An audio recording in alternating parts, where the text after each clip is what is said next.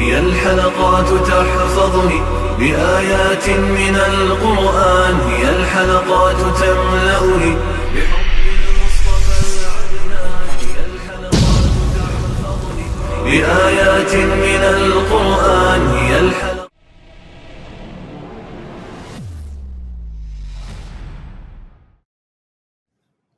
سورۃ البقرہ آیت نمبر 186۔ اعوذ باللہ من الشیطان الرجیم، بسم اللہ الرحمن الرحیم۔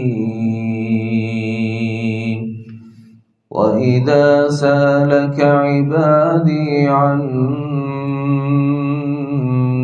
فَإِنِّي قَرِيبٌ أُجِيبُ دَعْوَةَ الدَّاعِ إِذَا دَعَانِ فَلْيَسْتَجِيبُوا لِي وَلْيُؤْمِنُوا بِي لَعَلَّهُمْ يَرْشُدُونَ۔ وَإِذَا سَأَلَكَ عِبَادِي، اور جب میرے بندے آپ سے سوال کریں، عنی میرے بارے میں، فإنی قریب تو بلا شبہ میں قریب ہوں، اجیب دعوت الداعی اذا دعان میں پکارنے والے کی دعا قبول کرتا ہوں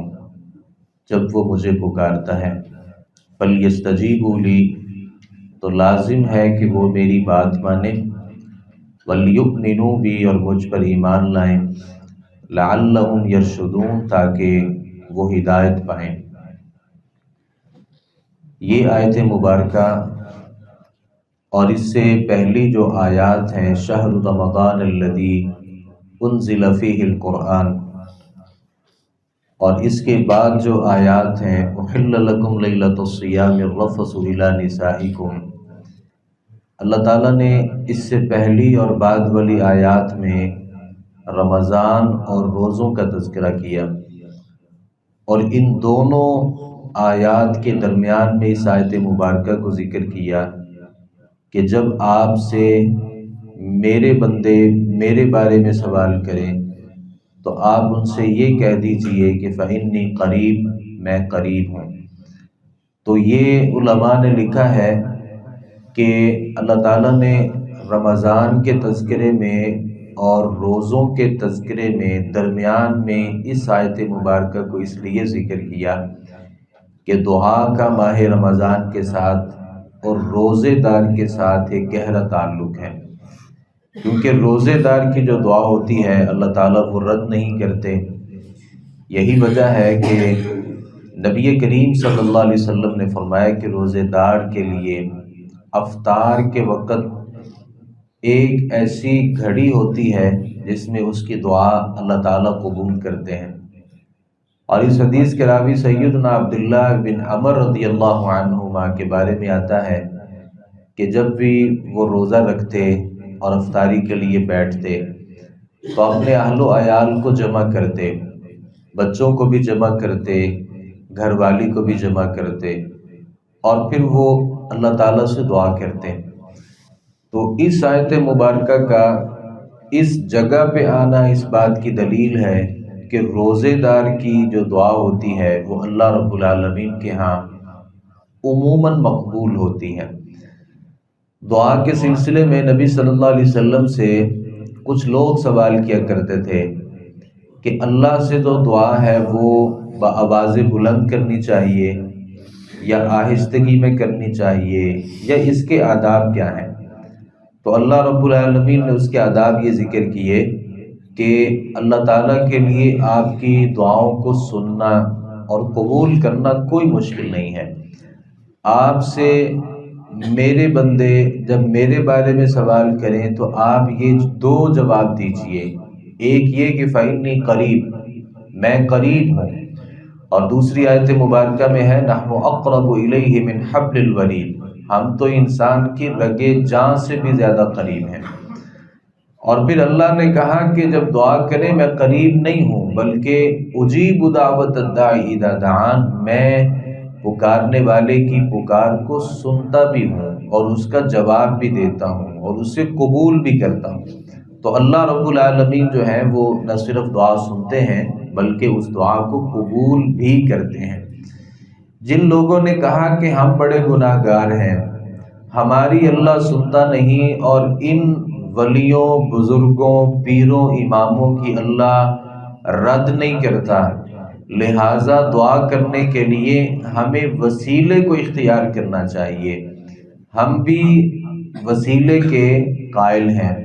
اور جائز وسیلے کو درست مانتے ہیں، لیکن یہ سمجھنا کہ ہماری دعا اللہ سنتا ہی نہیں ہے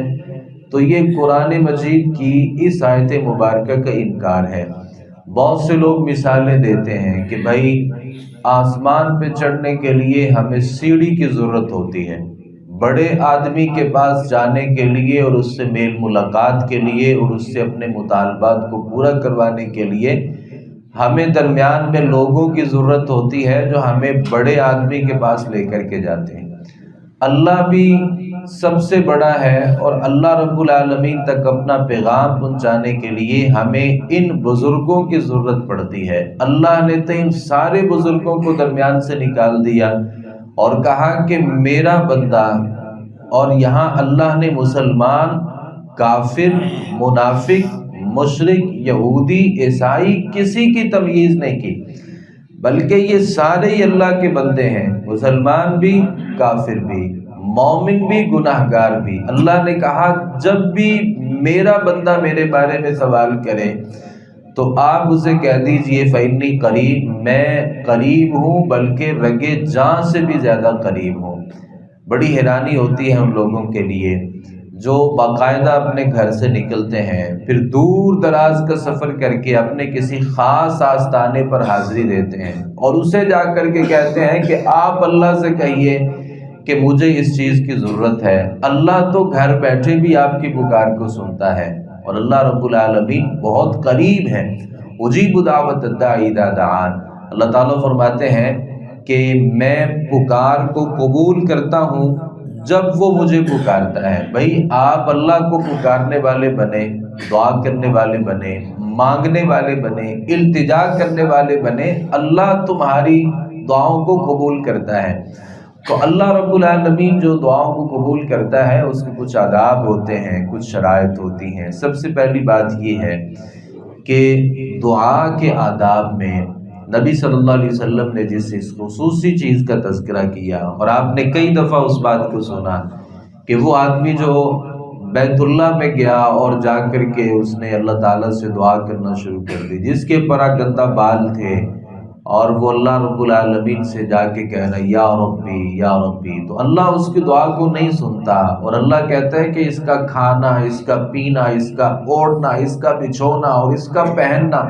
ہر چیز حرام کی ہے، یہاں تک کہ حرام سے اس نے پرورش پائی ہے اور اس کو غذا ہی حرام کی دی گئی ہے، تو میں اس کی دعا کو کیسے قبول کروں؟ تو ذہن میں رکھیے دعا کبھی بھی اللہ اس آدمی کی نہیں سنتا اور نہیں قبول کرتا جو مال حرام میں ملوث ہوتا ہے۔ دعا جو ہے نا اس کا دوسرا ادب یہ ہے کہ اللہ سے ہمیشہ ممکنات کی دعا کرنی چاہیے، یعنی جو چیزیں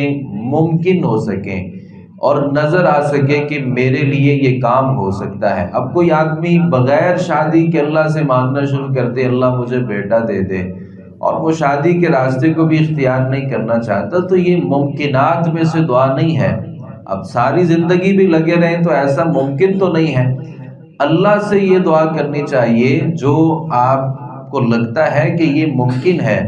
اور وہ اس کا کوئی اصول ہو، اور اسی طریقے سے اللہ رب العالمین سے جب دعا کرنی ہے تو کبھی بھی اس دعا میں جلد بازی نہیں کرنی۔ نبی صلی اللہ علیہ وسلم نے فرمایا کہ اللہ بندے کی دعا کو قبول کرتا ہے جب تک وہ جلد بازی نہیں کرتا۔ جلد بازی کیا ہوتا ہے؟ ابھی دعا کی اور چاہتا ہے اگلے ہی لمحے میں وہ دعا قبول ہو جائے۔ تو نبی صلی اللہ علیہ وسلم نے تو تین باتیں ذکر کی ہیں۔ انسان جب بھی اللہ تعالیٰ سے دعا کرتا ہے یا تو اللہ رب العالمین اس دعا کو قبول کر لیتا ہے، اور ذہن میں رکھیے اسی حدیث مبارکہ میں نبی صلی اللہ علیہ وسلم نے فرمایا کہ کوئی مسلمان ایسا نہیں ہے جو اللہ سے کوئی دعا کرے جس دعا میں نہ کوئی گناہ ہو اور نہ ہی قطع تعلقی ہو، یعنی اس دعا میں قطع تعلقی بھی نہیں ہونی چاہیے اور اس دعا میں کوئی گناہ بھی نہیں ہونا چاہیے۔ تو ایسی دعا اللہ رب العالمین اس کے 3 طریقے ہیں، یا تو قبول کر لیتا ہے، یا اس کی وجہ سے کسی پریشانی کو دور کر دیتا ہے، یا اللہ ذخیرہ آخرت کر لیتا ہے۔ تو نبی صلی اللہ علیہ وسلم نے جب صحابہ سے یہ بات کی تو صحابہ کرام رضوان اللہ علیہم اجمعین نے کہا کہ ہم پھر اللہ سے بہت زیادہ دعائیں کیا کریں گے۔ تو نبی صلی اللہ علیہ وسلم نے جواب دیا اللہ کے پاس اس سے بھی زیادہ ہے، یعنی آپ اگر بہت زیادہ بھی اللہ سے مانگیں گے تو اللہ رب العالمین کے پاس اس سے بھی کہیں زیادہ ہے جو اللہ آپ کو نواز سکتا ہے۔ کچھ اوقات بڑے خوبصورت ہوتے ہیں، یہ رات کی آخری گھڑی جو ہوتی ہے یہ اللہ سے مانگنے کی ایک بہترین ایک وقت ہے۔ لیلۃ القدر میں بلکہ تاک راتوں میں اللہ رب العالمین سے مانگنا، جمعے کے دن ایک خاص گھڑی جو ہے اس وقت میں اللہ رب العالمین سے مانگنا، اور بدھ کے دن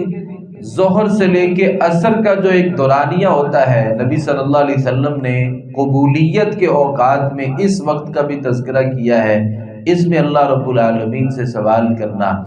تو یہ جو اوقات ہوتے ہیں ان کا خیال رکھے، اللہ ہی سے مانگنا چاہیے۔ یہاں پہ ایک اور بات بھی ہے، جیسا کہ میں نے ذکر کیا تھا کہ ہم بھی وسیلے کے قائل ہیں اور جائز وسیلے کو مانتے ہیں۔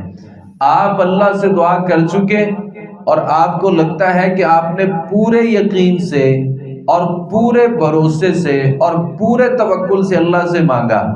اور مانگتے وقت آپ نے کوئی بے توجہی کا اظہار نہیں کیا۔ نبی صلی اللہ علیہ وسلم فرماتے ہیں اللہ غافل دل کی دعا کو قبول نہیں کرتا، یعنی غافل دل کیا ہے، ہاتھ بھی اٹھا رکھے ہیں، وہ آمین آمین بھی کرتے جا رہے ہیں، لیکن دل اور دماغ کسی اور طرف گیا ہوا ہے۔ نماز پڑھ رہے، دعا کر رہے اللہم باعد بینی و بین خطایایا کما باعدت بین المشرق والمغرب، اے اللہ میرے اور میرے گناہوں کے درمیان ایسے دوری ڈال دے جیسے تو نے مشرق اور مغرب کے درمیان ڈالی ہے۔ دعا یہ پڑھ رہے ہیں لیکن دل اور دماغ دکان کی طرف گیا ہے، کاروبار کی طرف گیا ہے، سیاست کی نظر ہو گیا ہے، گھریلو معاملات میں الجھا ہوا ہے، تو اللہ یہاں دعا نہیں قبول کرتا۔ آپ پورے آداب سے پوری شرائط سے دعا کرتے ہیں تو آپ کو لگتا ہے کہ پھر بھی میری دعا مسلسل کرنے کے باوجود بھی قبول نہیں ہوئی، اور اگر ہو بھی جاتی ہے تو آپ اپنے والد محترم سے دعا کروا سکتے ہیں۔ نبی صلی اللہ علیہ وسلم نے فرمایا کہ والد کی اولاد کے حق میں جو دعا ہوتی ہے اللہ تعالیٰ اسے قبول کرتے ہیں۔ اور اسی طریقے سے آپ کسی بزرگ جسے آپ مانتے ہیں اور آپ کو لگتا ہے کہ یہ اللہ کا ولی ہے، آپ اس سے دعا کروا سکتے ہیں، لیکن یہ اعتقاد بنا لینا کہ میری نہیں سنتا اور اس کی نہیں موڑتا، یہ باتیں باہر صورت غلط ہے۔ اللہ تعالیٰ فرماتے ہیں فَلْيَسْتَجِيبُوا لِي، میں تمہاری دعاؤں کو سنوں گا۔ اللہ نے پھر 2 باتیں آگے شرط کہہ لیں یا اللہ کا خصوصی حکم کہہ لیں۔ اللہ تعالیٰ فرماتے ہیں میں پکارنے والوں کی پکار کو سنوں گا۔ آپ نے کیا کرنا ہے فَلْيَسْتَجِيبُوا لِي، آپ پر پھر لازم ہے کہ آپ میرے احکامات پہ عمل کریں، یعنی میں نے اگر آپ کی بات ماننی ہے تو آپ بھی تو میری بات مانیں، اور آپ نے کیا کرنا ہے فَلْيَسْتَجِيبُوا لِي، میرے احکامات کو مانیں، وَلْيُؤْمِنُوا بِي، اور میرے اوپر پھر ایمان بھی رکھیں۔ یہ نہیں کہ دعا میرے سے کر رہے ہیں اور دل میں یہ کہ نہیں اللہ سنتا نہیں، یہ اللہ نے ماننی نہیں ہے دعا، یہ اللہ قبول ہی نہیں کرے گا، اللہ میری تو سنتا ہی نہیں ہے، نہیں، اللہ پر پھر ایمان بھی کامل ہونا چاہیے۔ لعلہم یرشدون، تاکہ وہ ہدایت پا سکیں۔ اللہ تعالیٰ سے دعا ہے صحیح معنوں میں قرآن مجید کو سمجھنے، اس پر عمل پیرا ہونے کی توفیق عطا فرمائے۔ وما علینا الا البلاغ المبین۔